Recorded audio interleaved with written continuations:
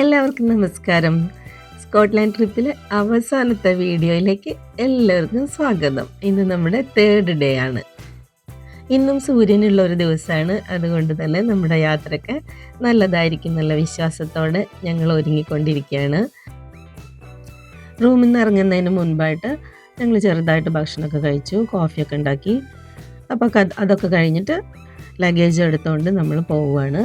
ഇനി ലഗേജ് എവിടെയൊക്കെ കൊടുക്കാൻ പറ്റും എന്നുള്ളത് അന്വേഷിച്ച് കണ്ടുപിടിക്കണം. ഇന്ന് കാണേണ്ട സ്ഥലങ്ങളെക്കുറിച്ച് കൂടുതൽ ഐഡിയാസ് ഒന്നുമില്ല. എന്തായാലും ഫസ്റ്റ് സ്കോച്ച് വിസ്കി എക്സ്പീരിയൻസ് ചെയ്യാനാണ് പോകുന്നത്. അത് നേരത്തെ ബുക്ക് ചെയ്തിട്ടുണ്ട്. ബസ്സിലാണ് പോകുന്നത്. റോഡൊക്കെ ഇവിടെ നനഞ്ഞു കിടക്കുന്നത് കാണുന്നു. മഴ പെയ്തത് ഞാൻ കണ്ടില്ല കേട്ടോ. ഹോട്ടലിൻ്റെ തൊട്ട് മുന്നിലായിട്ട് റോഡിൻ്റെ ഓപ്പോസിറ്റ് സൈഡിൽ തന്നെ ബസ് സ്റ്റോപ്പ് ഉണ്ട്. അപ്പോൾ അങ്ങോട്ടാണ് ഞങ്ങളിപ്പോൾ പോകുന്നത്. ഇന്നും ഡേ ടിക്കറ്റ് തന്നെയാണ് എടുത്തിട്ടുള്ളത്. അപ്പോൾ നമുക്ക് അൺലിമിറ്റഡ് ആയിട്ട് ബസ്സിലും ഫാമിലി യാത്ര ചെയ്യാം. വീഡിയോ കണ്ടുകൊണ്ടിരിക്കുമ്പോൾ എല്ലാവരും ഒന്ന് ലൈക്ക് ചെയ്തിട്ട് കാണുക. അതുപോലെ തന്നെ ദയവായിട്ട് സബ്സ്ക്രൈബ് ചെയ്ത് സപ്പോർട്ട് ചെയ്യാം. പോകുന്ന വഴിയിൽ ഇങ്ങനെ നല്ല നല്ല സീനറികളൊക്കെ ഉണ്ട് കേട്ടോ. ഇങ്ങനെ കുറേ മലനിരകളും പച്ചപ്പൊക്കെ കാണുമ്പം എനിക്കിതൊരു യൂറോപ്യൻ രാജ്യമായിട്ട് തന്നെ തോന്നുന്നില്ല. നമ്മുടെയൊക്കെ നാട് പോലെ തന്നെ. ഇലകളെല്ലാം പൊഴിഞ്ഞു പോയ മരങ്ങൾക്കുള്ളൊരു പ്രത്യേകതയുണ്ട്. അതുമാത്രമാണ് എനിക്കൊരു വ്യത്യാസമായിട്ട് തോന്നുന്നത്.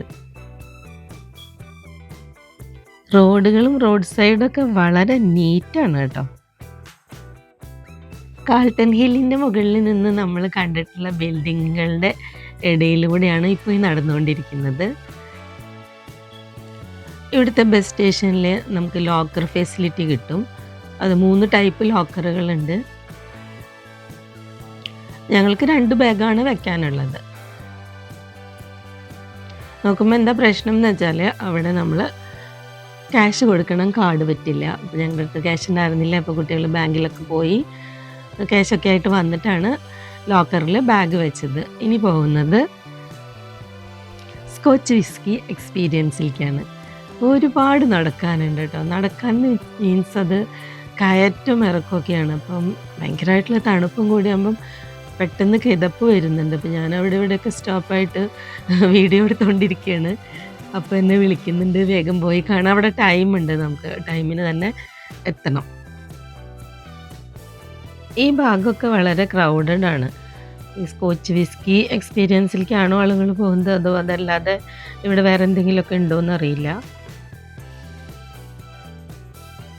സ്ട്രീറ്റുകളിലൊക്കെ എന്തെങ്കിലുമൊക്കെ പെർഫോമൻസ് കാണാം. ചിലപ്പോൾ സ്പീച്ചായിരിക്കാം, അതല്ലെങ്കിൽ നമ്മുടെ ആ വായിക്കണതുണ്ടല്ലോ, ആ പൈപ്പ്, അതൊക്കെ കാണാം. ഞാൻ വീണ്ടും ഇതൊക്കെ നിങ്ങളെ കാണിച്ച് വേർപ്പിക്കുന്നില്ല. കാരണം നമ്മൾ ഓൾറെഡി ഒരു വീഡിയോ ചെയ്തിട്ടുണ്ട്, സ്കോച്ച് വിസ്കി എക്സ്പീരിയൻസ്. അപ്പോൾ താല്പര്യമുള്ളവർ അത് പോയിട്ട് കാണാം. ഇനി നമ്മൾ വേറെ ഒന്നും ടിക്കറ്റ് എടുത്തിട്ടില്ല, അങ്ങനെ ഓൺലൈൻ ബുക്കിംഗ് ഒന്നുമില്ല. നമുക്ക് ഇഷ്ടമുള്ളിടത്തൊക്കെ നടന്ന് കാണാം. അപ്പോൾ ഇന്നലെ രാത്രി പോയിട്ടുള്ള ആ കാസിലേക്ക് തന്നെയാണ് ഞങ്ങൾ വീണ്ടും ഇപ്പോൾ പോയിക്കൊണ്ടിരിക്കുന്നത്. എഡിൻബറയിലെ കാസിലേക്ക് പോകുന്നിടത്തും ഒരുപാട് കാണാനുണ്ട് കേട്ടോ. നല്ല നല്ല ബിൽഡിങ്ങുകൾ, ഇടുങ്ങിയ ഒരു റോഡാണ്. 2 സൈഡിലും നിറയെ ബിൽഡിങ്ങുകളുണ്ട്. ഇതൊക്കെ കാണാൻ നല്ല ഭംഗിയാണ്. സ്കോട്ടിഷ് ട്രഡീഷണൽ ഡ്രസ്സൊക്കെ ഇട്ടിട്ട് ഫോട്ടോ എടുക്കണമെന്നുണ്ടായിരുന്നു. പക്ഷെ ഞാനത് ഇവിടെ എവിടെയും കണ്ടില്ല. കാസിൽ എനിക്ക് പകൽ കണ്ടതിനേക്കാളും കൂടുതൽ ഇഷ്ടമായത് നൈറ്റിലത്തെ വ്യൂ ആയിരുന്നു. നല്ല രസമായിരുന്നു. പക്ഷേ സ്ട്രീറ്റിലൂടെയുള്ള അത് രണ്ടും നല്ലത് തന്നെയായിരുന്നു. നൈറ്റിൽ വരുമ്പോഴും ഇപ്പോൾ ഡേ ടൈമിൽ വരുമ്പോഴും സ്ട്രീറ്റ് നല്ല തിരക്കുള്ള സ്ട്രീറ്റാണ്. പിന്നെ എന്തെങ്കിലുമൊക്കെ ചുറ്റിലും കാണാനായിട്ടുണ്ടാവും. ഇന്നും ഞങ്ങൾ കാസിലിനകത്തേക്ക് കയറിയില്ല. അപ്പോൾ നമുക്കിനി അവിടെ ഇവിടെയൊക്കെ ആയിട്ട് വെറുതെ ഇങ്ങനെ ചുറ്റിക്കറങ്ങാം, അത്രേ പ്ലാനുള്ളൂ.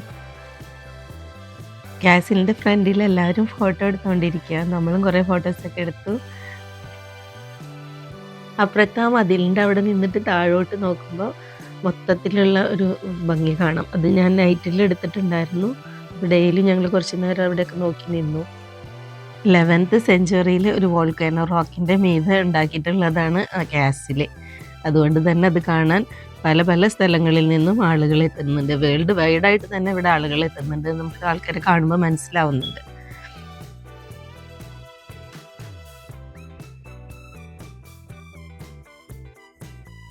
ഒരു പുള്ളി അവിടെ നിന്ന് സ്പീച്ച് ചെയ്യുന്നുണ്ട്. അതുപോലെ ഇപ്പോൾ ഒരു മ്യൂസിക് കേൾക്കാം. ഇന്നലെയും നമ്മളിത് കേട്ടു. ബാക്ക് പൈപ്പ് എന്നാണ് അതിന് പറയുക. പുള്ളിയുടെ ഡ്രസ്സ് കണ്ടോ? അത് സ്കോട്ടിഷ് ട്രഡീഷണൽ ഡ്രസ്സാണെന്ന് തോന്നുന്നു. ഇത് ഈ മ്യൂസിക്കും അതുപോലെ തന്നെ അവരുടെ ട്രഡീഷൻ്റെ ഭാഗമാണ്. ഇതേ ആൾ തന്നെയാണ് ഇന്നലെയും മ്യൂസിക് ചെയ്തുകൊണ്ടിരുന്നത്.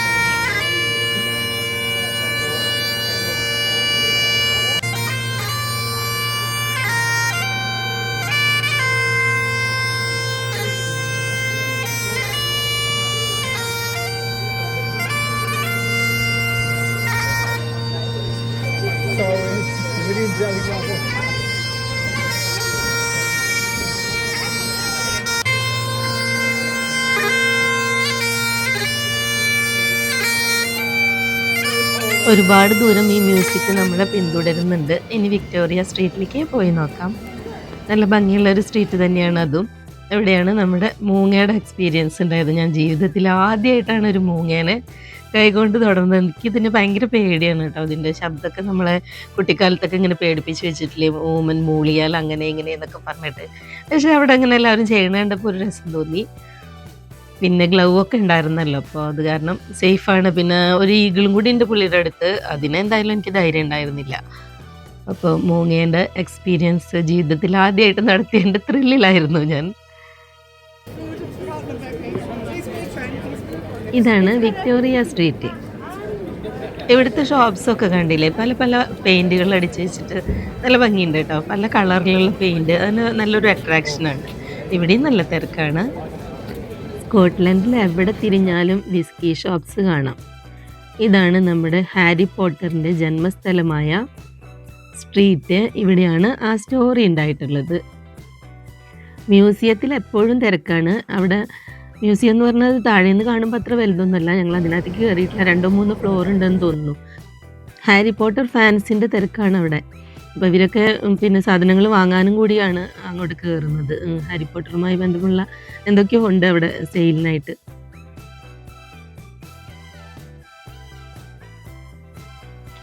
നമ്മളിപ്പോൾ നോക്കിയപ്പം ഒരു ഡീൻ വില്ലേജ് അങ്ങനത്തെ ഒരു സ്ഥലം കണ്ടു. പിന്നെ അതുപോലെ തന്നെ ജോണി വാക്കറിൻ്റെ വിസ്കി ഷോപ്പ്. അപ്പോൾ അത് രണ്ടും നമ്മൾ കാണാൻ പോകുന്നുണ്ട്. ഇവിടെ എവിടെ നോക്കിയാലും നമുക്ക് ഇതുപോലെ സ്ട്രീറ്റ് പെർഫോമൻസ് കാണാം. എല്ലായിടത്തും എന്തെങ്കിലുമൊക്കെ ഉണ്ടായിരിക്കും. ഞാൻ ഡാൻസൊക്കെ കാണുമെന്ന് പ്രതീക്ഷിച്ചു, പക്ഷെ അതൊന്നും കണ്ടില്ല. അപ്പോൾ പോകുന്നതിന് മുൻപായിട്ട് ഞാൻ ഈ സ്ട്രീറ്റ് ഒന്നും കൂടി നോക്കി. ശരിക്കും പറഞ്ഞാൽ നല്ല ഭംഗിയാണ് കാണാം കേട്ടോ. ഒരു കർവ് പോലെയാണ് ഇത്. വിൻഡോസൊക്കെ കണ്ടില്ലേ, പല പല കളറിലെ ദൂരേന്ന് ഇങ്ങനെ വീഡിയോയിലൊക്കെ വരുമ്പോൾ നല്ല ഭംഗിയാണ്. ശരിക്കും കാണാനും നല്ല ഭംഗിയാണ്. ഇവിടെ വെറൈറ്റി ഐസ്ക്രീം കിട്ടുന്ന വളരെ ഫേമസ് ആയിട്ടുള്ള ഷോപ്പ് ഉണ്ടെന്ന് പറഞ്ഞു. അക്കുൻ്റെ ഫ്രണ്ടാണ് പറഞ്ഞത്. ആ കുട്ടി ഇന്നലെ ഞങ്ങളെ കാണാൻ വന്നിട്ടുണ്ടായിരുന്നു. അപ്പോൾ ആ ലൊക്കേഷൻ തപ്പി നടക്കുകയാണ്. അപ്പോൾ പോകുന്ന വഴിയിൽ നമ്മളത് നാഷണൽ ലൈബ്രറി ഓഫ് സ്കോട്ട്ലൻഡ് അത് കണ്ടു. പിന്നെ താഴെ ഒരു പബ്ബ് കണ്ടു കേട്ടോ. ഹൊറർ പബ്ബ് എന്നാണ് അതിൻ്റെ പേര് കണ്ടത്. ഇത് നമ്മുടെ ലവ് ലോക്ക് സ്റ്റെപ്സ് ഇറങ്ങിപ്പോയില്ലേ, ആ ഭാഗമാണ്. ഇതാണ് ആ പബ്ബ്, ഹൊറർ പബ്ബ്. അങ്ങനെ ചെറുതായിട്ട് ഞങ്ങളൊന്ന് അങ്ങോട്ടും ഇങ്ങോട്ടൊക്കെ പോയി കറക്റ്റ് ഷോപ്പിൻ്റെ മുന്നിലെത്തി. അപ്പോൾ നല്ല തണുപ്പാണ്. തണുപ്പത്തെ ഐസ്ക്രീം കഴിച്ചിട്ടുണ്ടോ? ഒന്ന് കഴിച്ച് നോക്കണം, നല്ല രസമാണ് കേട്ടോ. തണുപ്പത്തെ ഐസ്ക്രീം കഴിക്കുന്നത് മുൻപൊന്നും എനിക്ക് ചിന്തിക്കാൻ പറ്റുന്നുണ്ടായിരുന്നില്ല. ഇപ്പോൾ കഴിച്ചത് ശീലമായി. വളരെ ചെറിയൊരു ഷോപ്പാണ്. അപ്പോൾ ഞങ്ങൾ അതിനകത്തിരുന്ന് കഴിക്കാൻ നോക്കിയപ്പോൾ അവിടെ സീറ്റില്ല. ആകെ ഒരു 4-5 സീറ്റൊക്കെ ഉള്ളൂ. എല്ലാം ടേസ്റ്റ് ചെയ്തിട്ട് നമുക്ക് വാങ്ങിക്കാം. അതുകൊണ്ട് തന്നെ ഇവിടെ അബദ്ധമൊന്നും പറ്റില്ല. ടേസ്റ്റ് ചെയ്തിട്ട് ഞങ്ങൾ 3 പേർക്കുള്ളത് വാങ്ങിച്ച് നമ്മൾ പുറത്തേക്ക് പോയി.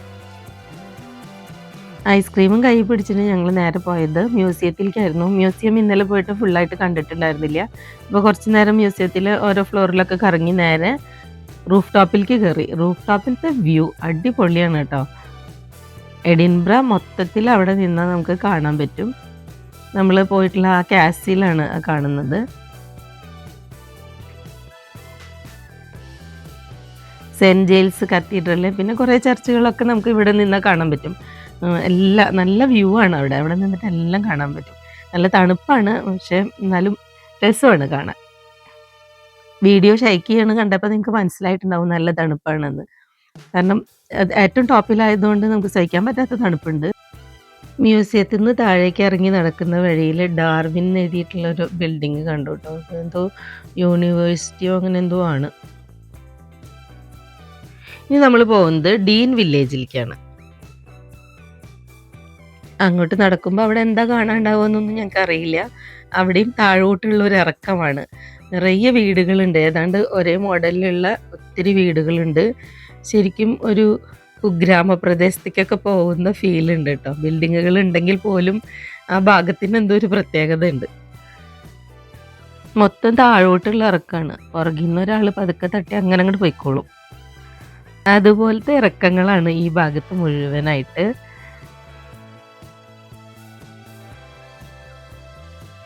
ഇങ്ങോട്ടും കുറേ ആളുകളൊക്കെ പോകുന്നുണ്ട്. അപ്പോൾ അവിടെ ഒരു നല്ല സ്ഥലമാണെന്നൊക്കെ ഞങ്ങൾക്ക് തോന്നിയിട്ടുണ്ട് കേട്ടോ. അങ്ങനെയാണ് നമ്മളും പോണത്. ഭയങ്കര ഇൻട്രസ്റ്റിൽ എന്തൊക്കെയോ അവിടെ കാണാനുണ്ടെന്ന് വെച്ചിട്ട്.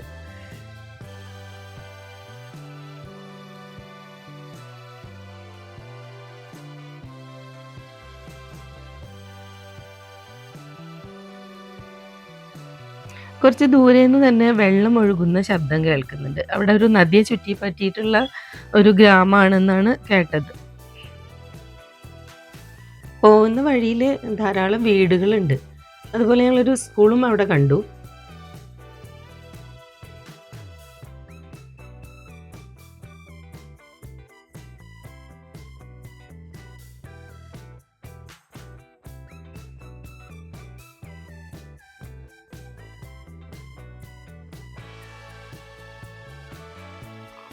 തണുപ്പത്ത് നടന്നു വരുന്നവർക്കായിട്ട് അവിടെ ചെറിയൊരു ടീ ഷോപ്പിൻ്റെ സെറ്റപ്പ് ഉണ്ട് കേട്ടോ. അവിടെ ഉള്ളത് ഹോട്ട് ചോക്ലേറ്റ് അങ്ങനെ എന്തൊക്കെയോ ഡ്രിങ്കുകളൊക്കെ ഉണ്ട്. നദിയിലെ വെള്ളത്തിന് കാര്യമായ ഒഴുക്കൊന്നും ഈ ഭാഗത്തില്ല.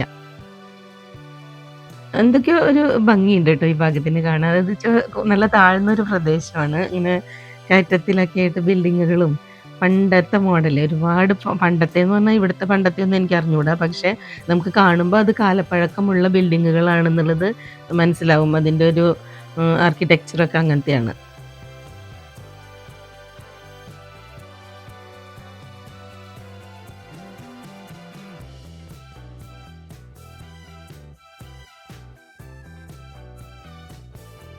ഈ റിവറും താഴെ നിന്ന് നോക്കിയാൽ കാണുന്ന വലിയ ബ്രിഡ്ജും അത്രയൊക്കെ തന്നെ ഇവിടെ കാണാനുള്ളൂ. കുറച്ച് ഇങ്ങനെ കാണാം, ഫോട്ടോ ഒക്കെ എടുക്കാം, അതിനൊക്കെ പറ്റിയ ഒരു സ്ഥലം. ഈ ബ്രിഡ്ജിൻ്റെ പേര് ഡീൻ ബ്രിഡ്ജ് എന്നാണ്. 1789 ഉണ്ടാക്കിയിട്ടുള്ള ബ്രിഡ്ജാണ്. അപ്പം അത്രയും കാലപ്പഴക്കമുള്ള സ്ട്രോങ് ബ്രിഡ്ജാണത്. ഇവിടെ കുറേ വ്യവസായങ്ങളൊക്കെ പണ്ടുണ്ടായിരുന്നു എന്നാണ് പറയുന്നത്. അങ്ങനെ ഡീൻ വില്ലേജും കണ്ട് ഞങ്ങൾ ഇവിടുന്ന് പുറത്തേക്ക് പോവാണ്. വിശക്കുന്നുണ്ട്. അപ്പോൾ നമുക്ക് എവിടെയെങ്കിലും പോയി ഫുഡൊക്കെ കഴിക്കണം. ഞങ്ങളിതേ ഇവിടെ വന്നു, മാക്ഡൊണാൾഡ്സിൽ വന്നിട്ടുണ്ട്. ഇനിയിപ്പോൾ ഇവിടുന്ന് ബർഗറും കോഫിയൊക്കെ കഴിച്ച് നമ്മൾ ജോണി വാക്കർ കാണാൻ പോവാണ്. ഇവിടെ കുറേ സ്റ്റാച്ചു ഒക്കെ ഉണ്ട്. അകലേന്ന് തന്നെ കാണാൻ നല്ല ഭംഗിയുണ്ട് കേട്ടോ ഈ സ്റ്റാച്ചു ഒക്കെ. ഇപ്പോൾ നമ്മൾ വന്നിട്ടുള്ളത് ജോണി വാക്കർ വിസ്കി ഷോപ്പിലാണ്. ജോണി വാക്കർ എക്സ്പീരിയൻസ് വേറെയുണ്ട്. നമ്മൾ അങ്ങോട്ട് പോകുന്നില്ല.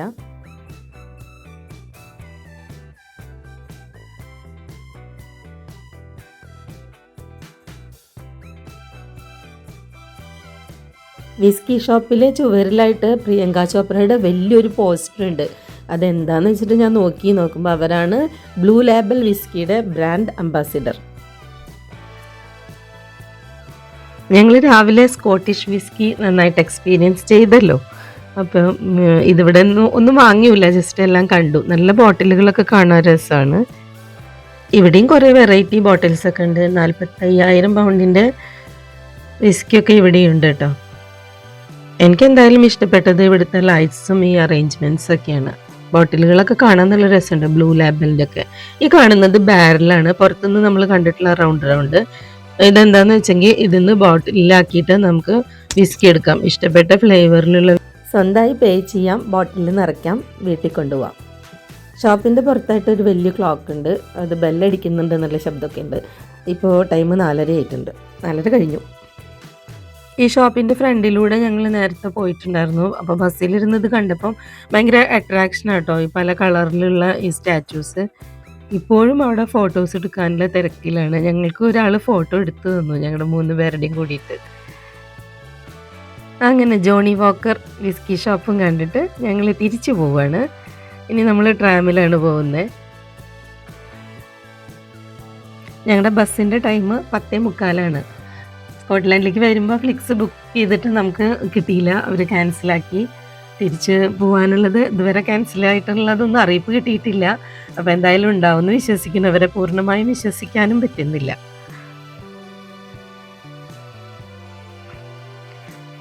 ഞങ്ങളിവിടെ ഇറങ്ങിയിട്ടുണ്ട്. ഇനി ബസ്സിലോ ട്രാമിലോ നമുക്ക് കുറച്ച് ദൂരം കൂടി പോകാനുണ്ട്.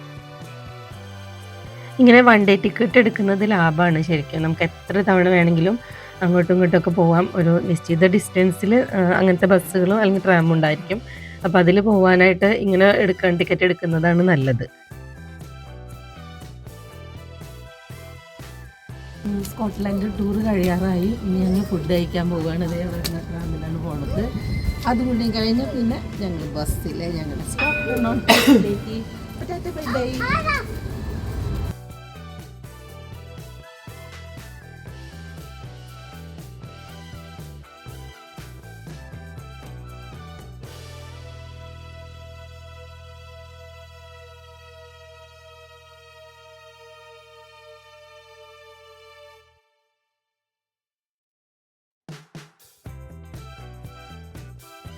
സ്കോട്ട്ലാൻഡിലെ 3 ദിവസവും ഞങ്ങൾ വളരെ നന്നായിട്ട് എൻജോയ് ചെയ്തു.